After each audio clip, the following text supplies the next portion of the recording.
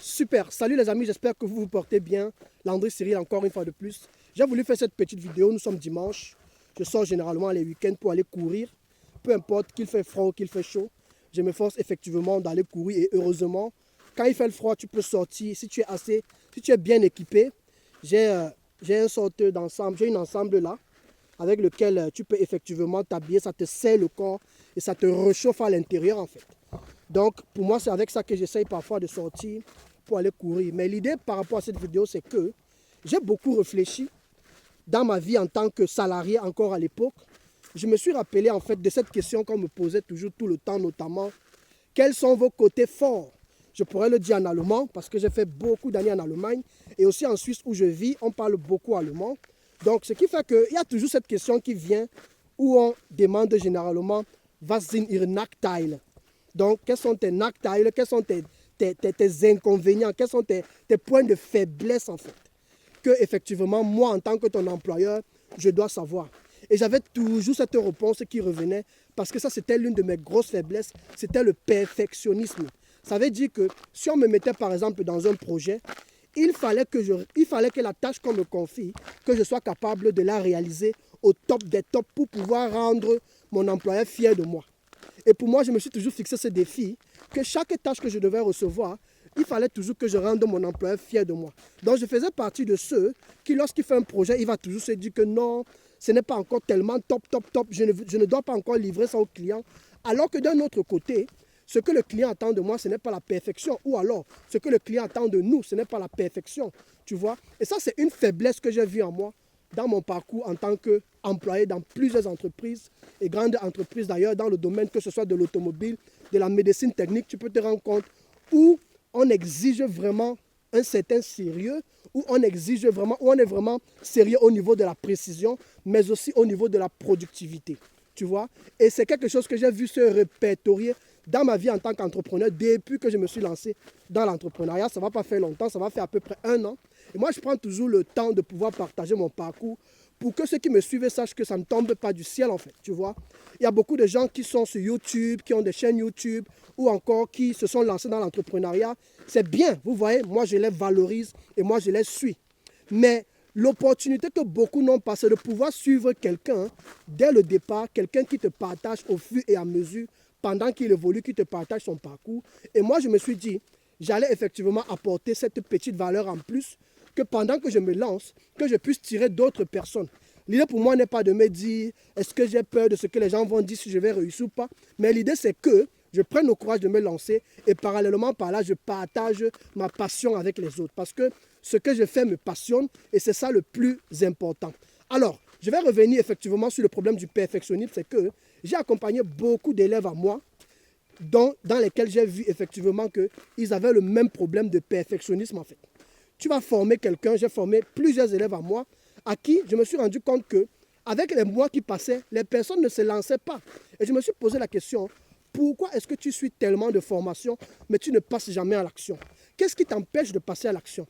Et l'un des symptômes que j'ai vu se répéter chez plusieurs, parce que je les ai vus se répéter chez moi aussi, c'était simplement que la plupart des personnes ne se lançaient pas parce qu'elles se disaient non, ce n'est pas encore le bon moment, je n'ai pas encore le bon budget. D'autres personnes disaient non, mon logo n'est pas encore tellement parfait, je pense que je vais encore attendre, ou je vais chercher encore un designer, ou je vais chercher encore un infographiste qui va me retoucher le logo. Il peut avoir plus de 3 freelancers, ou bien il contacte plus de 20 personnes sur Fiverr, ou bien il contacte plus de 20 infographistes en Afrique pour qu'il refasse son logo. Et à chaque fois, il y a toujours les critiques, et il n'arrive pas à avancer en fait, tu vois. D'autres personnes vont se dire, par exemple, moi j'ai eu des personnes qui m'ont dit que j'ai voulu créer mon site internet, mais je me suis rendu compte que le nom de domaine que je voulais utiliser, le www.landrycyril, que je voulais utiliser, ou bien le www. Je ne sais pas trop, marina par exemple, .com que je voulais utiliser, ou bien le www.investi en Afrique est déjà occupé. Moi je pense que ça ne va pas marcher, tu vois. Et il y a beaucoup de personnes qui ne se lancent pas à cause de toutes ces excuses qui se donnent et moi je trouve que c'est dommage. Donc, je me suis rendu compte que beaucoup de choses que les gens rencontrent, ce n'est pas qu'ils ne peuvent pas, mais c'est qu'ils se trouvent les excuses à cause des choses comme le perfectionnisme, à cause des choses comme le fait de se former tellement, tellement. Et si tu fais partie des personnes qui remarquent cela dans leur vie, tu as lu tellement de livres, mais qu'est-ce que cela t'a apporté? Tu as certainement appris, mais est-ce que tu es passé à l'action? Est-ce que tu es passé à l'action par rapport à ton projet? Tu as fait tellement de formations, tu as suivi les formations à gauche, à droite. Tu peux même être capable d'enseigner beaucoup de personnes. Mais toi, est-ce que tu es passé à l'action? Qu'est-ce qui te retient en fait? Et j'ai voulu prendre le temps ce dimanche pour faire cette réflexion avec toi. Parce que je suis aussi passé par là, jusqu'à ce que j'arrive à un point de ma vie où je me dise que les choses doivent changer. Et parfois, je pense qu'il faut que certaines crises arrivent dans la vie de certaines personnes pour qu'elles commencent à comprendre que tu as été appelé à voir grand. Tu as été appelé à rêver grand. Tu as été appelé à ne pas te dire que tu vas te freiner ou à ne pas avoir peur de te lancer en fait. D'autres personnes à moi aussi que je connais ont peur de se lancer en ligne parce qu'elles ont peur de s'afficher ou de montrer leur visage en fait. Donc tu retiens tout le talent que tu as parce que tu as peur de ce que les gens vont dire. Et pourtant, j'ai toujours aimé cet adage, ou alors ce proverbe, ou alors dans les commentaires, ça fait longtemps, vous savez, je fais partie d'une autre génération de Camerounais parce qu'aujourd'hui, quand je vais au pays, il y a des langages que je ne comprends plus comme à l'époque. Quand j'étais jeune, on avait ce qu'on appelait le verlan. Avec mes amis, quand on causait parfois, quand on partait jouer le football, on se comprenait dans notre langage du verlan. Mais aujourd'hui, il y a beaucoup de langages, il y a beaucoup de... Comment je pourrais dire ça? Il y a beaucoup de choses dans le nouveau langage camerounais que je ne comprends plus. Donc, une fois, je suis parti et quelqu'un a dit un jour que le cercueil, c'est une place. Ça m'a tellement fait rire, cette expression, le cercueil, c'est une place. Et quand j'ai pris le temps pour réfléchir sur cette expression que le cercueil, c'est une place, je me suis rendu compte que la personne avait tellement raison, en fait. Tu vois? Parce que le cercueil, le jour où tu vas mourir, tu seras seul. Peu importe que tu aies peur de te lancer ou pas, tu seras seul. Veux-tu donc te retrouver à un certain âge de ta vie où tu te poses la question, ouais, je regrette de ne pas avoir fait ceci. Je regrette de ne pas avoir lancé tel business. J'avais tellement d'idées, mais je ne suis pas passé à l'action. Je regrette parce que telle chose que telle personne a lancée, j'avais pensé à cela avant lui. On s'en fout de savoir si tu avais pensé à cela avant lui. Tu vois, le plus important, c'est que toi, tu fasses ta part. On ne te demande pas d'être parfait, mais on te demande de faire avec le peu que tu as. Et je voulais prendre le temps de faire cette petite vidéo pour t'encourager à te lancer avec le peu de ressources que tu as. Et s'il te manque des ressources, si tu as besoin d'être coaché ou accompagné, n'hésite pas à me contacter. J'ai créé pour cela un club qui s'appelle le e-Business Club. C'est un club que j'ai toujours eu à cœur parce que l'un de mes rêves, ou alors l'un de mes objectifs à long terme, c'est de pouvoir créer toute une académie en ligne et même en présentiel autour de la technique des médias et de la création de contenu. Parce que l'une de mes passions, c'est la formation sur tout ce qui touche à la technique. Je le fais depuis des années. Je l'ai fait avec des Allemands, je l'ai fait avec des Suisses, je l'ai fait avec des Français, je l'ai fait même avec des Américains.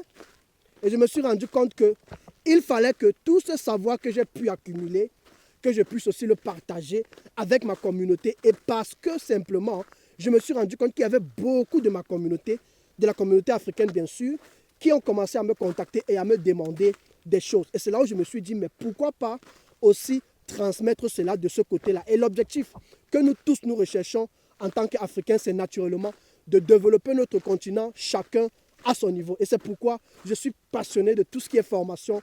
Et j'ai créé ce club, cette académie en ligne, ou alors ce club, parce que je préfère ne pas dire académie, pour que ça ne sonne pas toujours comme une université ou école, parce que c'est free. Tu peux apprendre comme tu veux, tu peux te former quand tu veux, tu peux intégrer le club et sortir quand tu veux.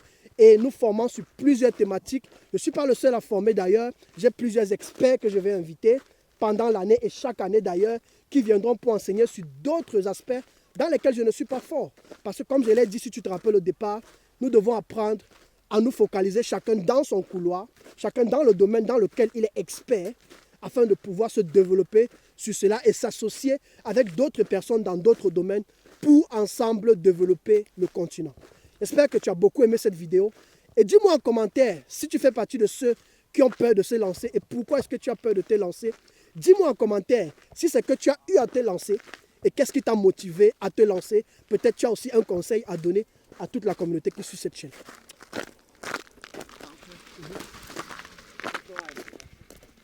Merci d'avoir suivi cette vidéo et on se dit à la semaine prochaine. Merci beaucoup. Ciao.